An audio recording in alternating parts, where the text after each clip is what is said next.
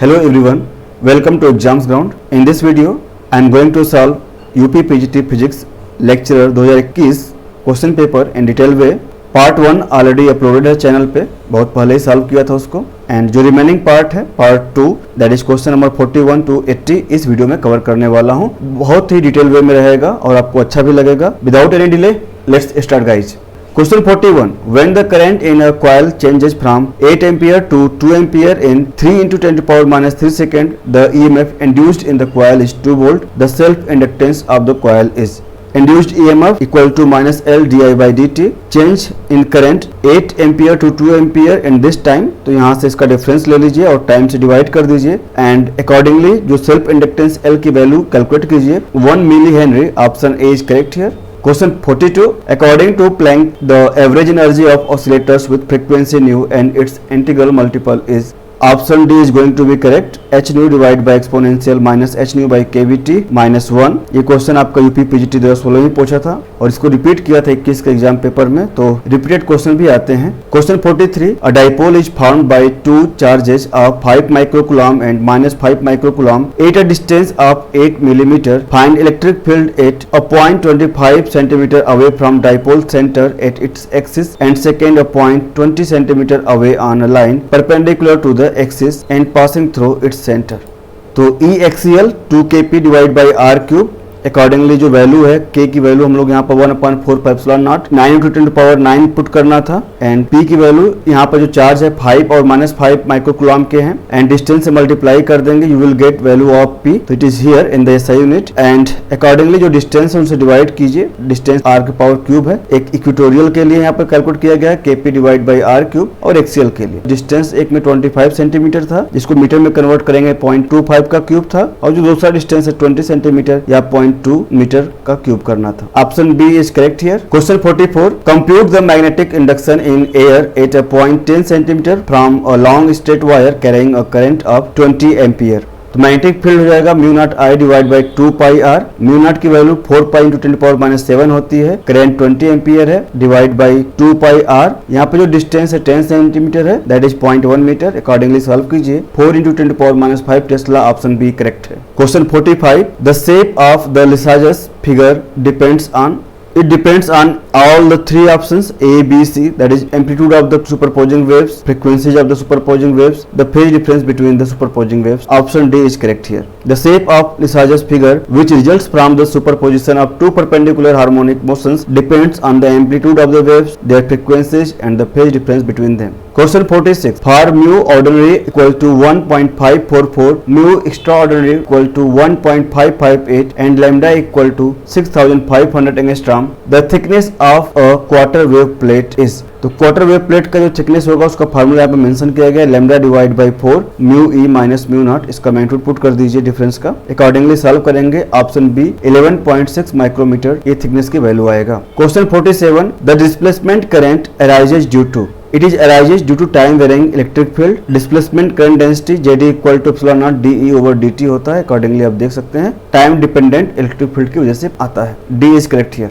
Question 48. A block of steel heated to 100 degrees Celsius is left in a room to cool. Which of the curves shown in the figure represent the correct behavior? Curve A दिया है that is the correct way. Temperature की power 4 का proportionality रहता है तो initial time में larger DK होगा फिर धीरे धीरे जो टेम्परेचर डीके रहेगा वो स्लो हो जाएगा. तो curve A is correct here. Option A.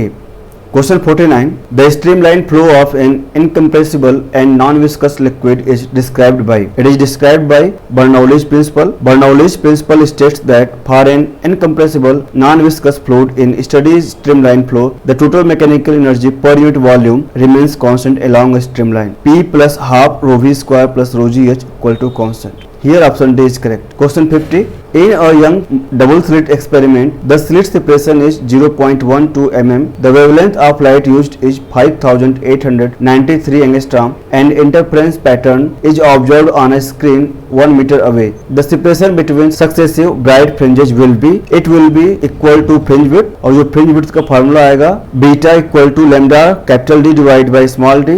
Lambda is equal to 5893 angstrom. Convert it in SI unit तो 10 पावर -10 से मल्टीप्लाई किया मीटर में आ जाएगा। Capital D equal to 1 metre and जो स्मॉल d है स्लिट सेपरेशन जो दिया गया 0.12 है इंटू 10⁻³ कर लीजिए because it is in mm। Accordingly solve कर लीजिएगा। Option C 4.91 millimetre is correct. Question 51 the mean kinetic energy of 1 mole of gas per degree of freedom on the basis of kinetic theory of gases is. 1 mole की बात कर रहा है, अगर हमारे पास single atom की बात करता, सिंगल मॉलिक्यूल की बात करता तो it is equal to half kBt। अगर हमारे पास 1 मोल गैस मॉलिक्यूल्स हैं तो it is equal to half Na/kBt। Na Avogadro number है and Na times Kb it is equal to R, gas constant के बराबर रहेगा तो half RT। Option D is correct here. Question 52 a 200 mm long polarimeter tube containing 48 centimeter cube of sugar solution produces an optical rotation of 11 degree when placed in a polarimeter and in front of white light. If the specific rotation of sugar solution is 66 degree, the amount of sugar contained in the tube in form of a solution is। तो specific rotation formula it is equal to theta divide by LC। Theta आपका optical rotation हो जाएगा, L path length in decimetres, C concentration gram per ml में है। तो values को put कीजिए तो C की वैल्यू आ जाएगा theta divide by alpha L। Alpha is specific rotation 66 degree and जो L की वैल्यू है यहाँ पर पुट कीजिएगा L इज इक्वल टू 2। यहाँ पर डेसीमीटर में पुट करना था तो यहाँ पर जो दिया गया 200 mm दिया गया है, इसको डेसीमीटर में कन्वर्ट करेंगे 2 आ जाएगा एंड 11 डिवाइड बाई 66 करेंगे तो 1/6 आएगा, 6 इंटू 2 करेंगे 12 आ जाएगा तो 1 divide by 12 gram per ml। तो volume of solution equal to 48 centimetre cube है, it is equal to 48 ml। तो mass of sugar m equal to concentration multiplied by volume. Concentration की वैल्यू है 1/12 ग्राम पर ml और multiplied by 48 ml, तो जो value आ जाएगा 4 gram. Option D is correct here. Question 53 for a given material the value of Young's modulus is 2.4 times of its modulus of rigidity. The value of Poisson's ratio of the material is। Relation यहाँ पर given है y equal to 2 eta 1 plus sigma. y की value 2.4 times eta है तो accordingly solve कीजिए। Sigma equal to 1.2 minus 1 that is 0.2। Option D is correct here. Question 54 the critical angle is maximum when light travels from.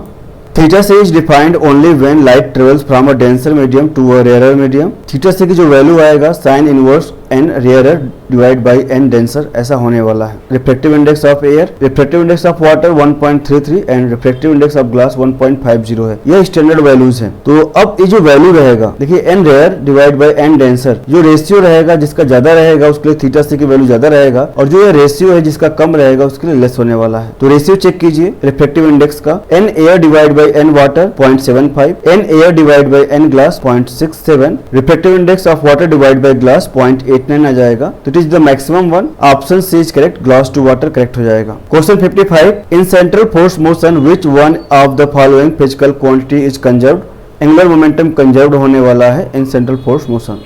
Question 56 which of the following circuit is being used in impedance matching? For impedance matching common collector configuration is used. Option C is going to be correct here. तो common collector configuration provides a high input impedance and a low output impedance, making it ideal for matching a high impedance source to a low impedance load. And जो other characteristic है common collector configuration के, voltage gain approximately 1 होता है, current gain high रहेगा and the input and output signals are in phase।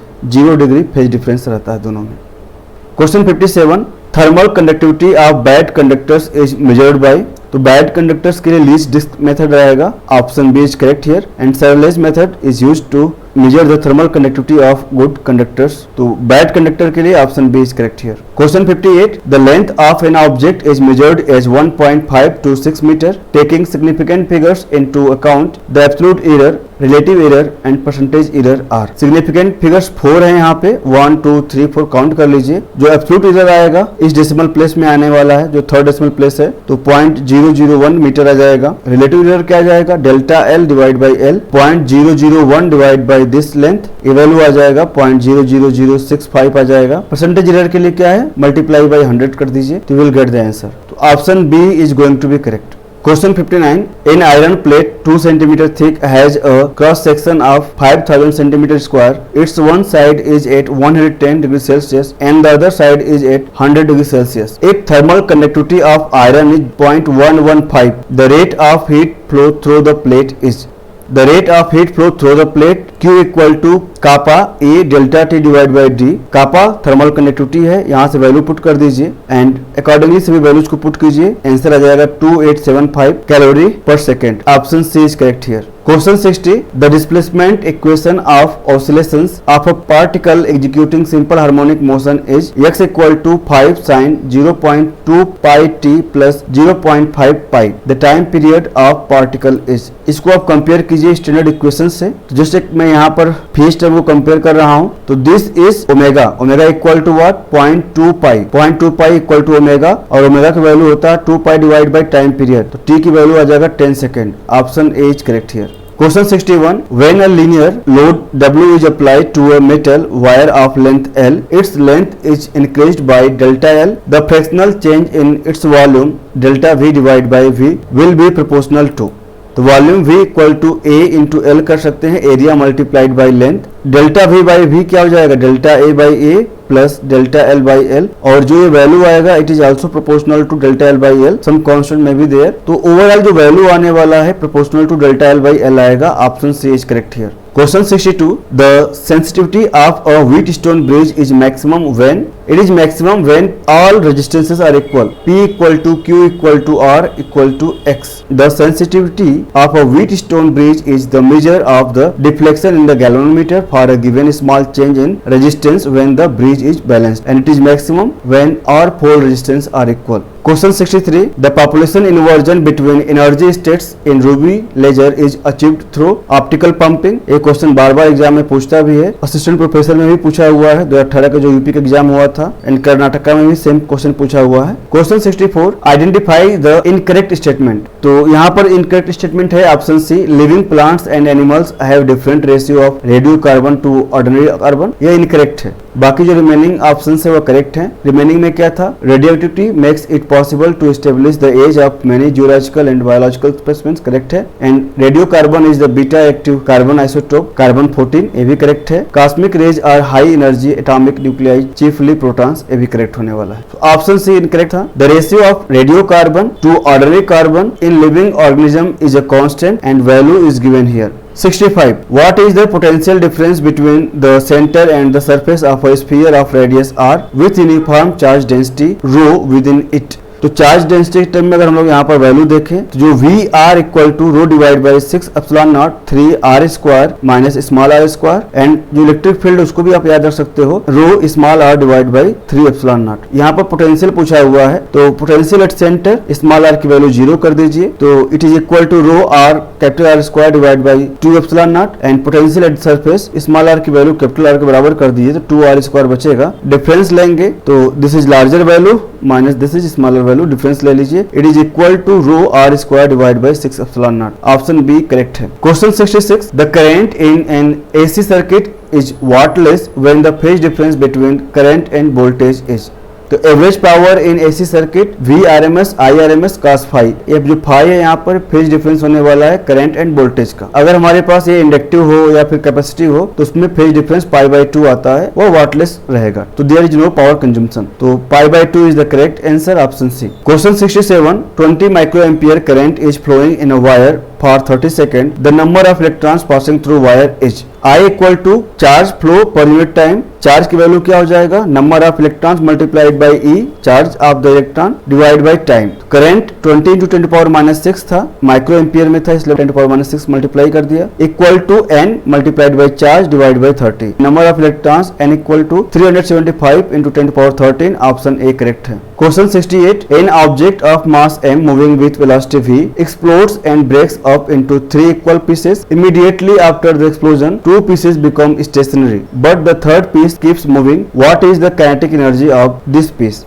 तो momentum conservation apply करेंगे। Initially capital M मास का जो पार्टिकल था या ऑब्जेक्ट था वो वेलोसिटी v से मूव कर रहा था, मोमेंटम m v हो जाएगा। दो पार्टिकल जो ब्रेक हुए थे वो स्टेशनरी थे, तो मोमेंटम 0 आ जाएगा। थर्ड, चूंकि सभी का मास इक्वल था तो m/3 ले लीजिए मास, और ये v प्राइम ले लीजिए इसकी वेलोसिटी, तो v प्राइम की वैल्यू आ जाएगी 3v। काइनेटिक एनर्जी क्या हो जाएगी, हाफ m/3 जो कि मास हो जाएगा, और वेलोसिटी का स्क्वायर कर दीजिए, 3/2 mv square, option B is correct here. Question 69. Current density J equal to sigma E, where J is current density, sigma is conductivity and E is electric field is. It is Ohm's law. Option D is correct. A form of Ohm's law. Question 70. Maximum rectification efficiency of a half wave rectifier is. It is 40.6%. Same question पूछा गया था यूपीजीडीसी assistant professor 2022 में। यहाँ पर full wave rectifier पूछा गया था, तो फुल वेव रेक्टिफायर के लिए 80.2% होता है एंड हाफ वेव रेक्टिफायर के लिए 40.6% होता है। यहाँ पर हाफ पूछा गया था, ऑप्शन ए करेक्ट है। Question 71. Sunlight is reflected from a lake is 100% polarized at any instant. The angle between the sun and horizon at that instant is. तो यहाँ पर आपको क्रिटिकल एंगल निकालना है, तो n1 sin theta 1 equal to n2 sin theta 2। तो यहाँ पर n1 एयर ले लीजिए मल्टीप्लाइड बाई sin थीटा 1, जो क्रिटिकल एंगल रहेगा इक्वल टू, ये वाटर है 1.33, लेक है तो लेक में वाटर रहेगा 1.33 हो जाएगा इंटू साइन, जो थीटा 2 की वैल्यू हम लोग यहाँ पे यूज करने वाले हैं, it should be 90 minus theta 1 आएगा। Accordingly tan theta 1 equal to 1.33 divide by 1, that is 1.33 आ जाएगा रिफ्लेक्टिव इंडेक्स। थीटा 1 की वैल्यू यहाँ से निकाल सकते हैं, inverse of this which is equal to 53.0। Angle between sun and horizon, ये जो एंगल आया हुआ है विथ रिस्पेक्ट टू नॉर्मल होगा, नॉर्मल एंड इंसिडेंट रे के बीच का एंगल होगा। तो विथ रिस्पेक्ट टू हॉरिजन मतलब जो सरफेस रहेगा ले का और सन के बीच का जो एंगल है उसकी बात कर रहा है, it is 90 minus this theta 1 and answer आ जाएगा 36 degree 54 minute. Option B is correct here. Question 72. At the peak of the nuclear binding energy curve, यहाँ पर हमारे पास 4 ऑप्शन है, जहाँ पर पूछा है Z और N। जो हमारे पास Z है नंबर ऑफ प्रोटॉन्स है एंड N क्या है नंबर ऑफ न्यूट्रॉन्स है। इनकी जो संख्या है क्या बोथ इवन होगा, बोथ ऑड रहेगा या इवन ऑड ऐसा होने वाला है। The peak of nuclear binding energy curve corresponds to most stable nuclei around this, like ये आपका आयरन के लिए आएगा, तो Z जो हमारे पास रहेगा प्रोटॉन नंबर 26 होगा, न्यूट्रॉन नंबर 30, दोनों इवन ही होने वाला है basically. And when both the proton and the neutron are even, the pairing energy term in the semi empirical mass formula contributes positively, मतलब एडअप करने वाला तो बढ़ेगा। तो दोनों रीजन यहाँ पर मेंशन किया गया है। पीक के लिए आप सिंपली इसको बोल सकते हैं कि हमारे पास जो एटॉमिक नंबर रहेगा, proton number and neutron number दोनों क्या होंगे, इवन रहेंगे। ऑप्शन डी करेक्ट है। Question 73. Two interfering waves having intensities in the ratio 9:1, the ratio of maximum and minimum intensities in interference pattern will be. तो I max divide by I min it is equal to, जो intensities है ठीक है, इनको आप क्या कीजिए square root ले लीजिए, square root I1 plus square root I2 का whole square divide by square root I1 minus square root I2 का होल स्क्वायर कर दीजिए। You will get the ratio of their maxima and minima after superposition. तो ये value आ जाएगा, 9 का square root करेंगे 3 आ जाएगा, 1 का करेंगे 1 आ जाएगा, तो 3 प्लस 1 का whole square divide by 3 minus 1 का whole square and answer is 4:1। Option D is correct here. Question number 74. The average binding energy per nucleon of most nuclei is of the order of, it is of the order of 10 to power minus 12 joule। देखिए जो value रहेगा it is of the order of mega electron volt और the average binding energy per nucleon for most nuclei is approximately 8 mega electron volt. तो 10 to power minus 12 mega electron volt वैसे भी गलत होता है, इलेक्ट्रॉन वोल्ट ये भी गलत होता, ये भी आपका गीगा में लिखना चाह रहा होगा, ये भी गलत होगा। इसको अगर आप कन्वर्ट करेंगे जो ऑप्शन डी में मेंशन है 10 to power minus 12 joule, it is equivalent to 6.24 mega electron volt. The appropriate answer is option D. Question 75. Minimum energy required for electron positron pair production is, जो minimum energy required रहेगा it is 1.022 mega electron volt. The minimum energy required for pair production it is equal to the rest energy equivalent to the sum of the masses of the electron and positron। इनका जो rest mass energy रहेगा 0.511 multiplied by 2 कर दीजिए क्योंकि दोनों का सम करना था, तो इसके बराबर आएगा। तो option D is going to be correct here. Question 76. The efficiency of a Carnot engine is 25% if the temperature of its source is 327 degree Celsius, the temperature of the sink must B.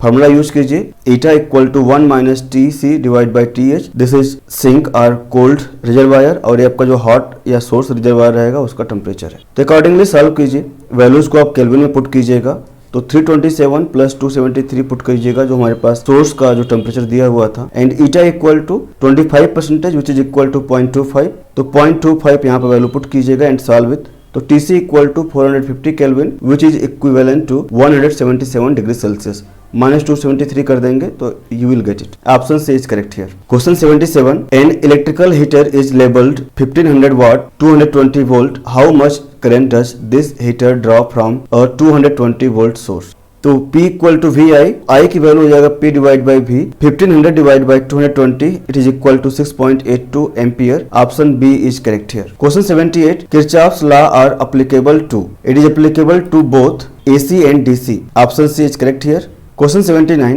when a small solid sphere is dropped in a viscous liquid, it finally acquires a uniform velocity which is called, it is called terminal velocity। Option B is correct, Vt equal to 2r square rho naught minus rho fg divide by eta। तो यहाँ पर value देखिए r क्या होगा, जो भी object है उसका रेडियस रहेगा, स्फेरिकल ऑब्जेक्ट के लिए हम बात कर रहे हैं। Rho naught is density of object और रो f ये आपका फ्लूइड डेंसिटी होने वाला है। Question 80, Planck's radiation law reduces to Wien's law for, it is option B lower lambda के लिए यह रिड्यूस हो जाएगा विन्स लॉ में, और हायर लेमडा के लिए रेले लॉ में रिड्यूस होता है। प्लैंक्स लॉ जो एनर्जी डेंसिटी यहाँ पे मेंशन किया गया है, अगर हम लोग लोअर लेमडा लेंगे देन दिस वैल्यू, जो वैल्यू आपको दिख रहा है hc डिवाइड बाई लेमडा केटी जो पावर में है, ये क्या हो जाएगा, लार्ज वैल्यू आ जाएगा and you can ignore one को इग्नोर करेंगे तो ये कन्वर्ट हो जाएगा विन्स लॉ में। एंड सिमिलरली अगर हमारे पास लेमडा हायर रहेगा तो यह जो पावर रहेगा वह लेस हो जाएगा, you can write it 1 plus x terms like 1 plus hc divide by lambda kT and 1 cancel हो जाएगा और जो कन्वर्ट हो जाएगा रेले लॉ में। तो यहाँ पर लोअर लेमडा के लिए आपका ऑप्शन आएगा विन्स लॉ में कन्वर्ट होगा। Option B is correct here. Okay guys, तो this was the last question of this particular video. जो रिमेनिंग क्वेश्चन रहेंगे वो नेक्स्ट वीडियो में अपलोड हो जाएंगे। All the best for your exam. Thank you.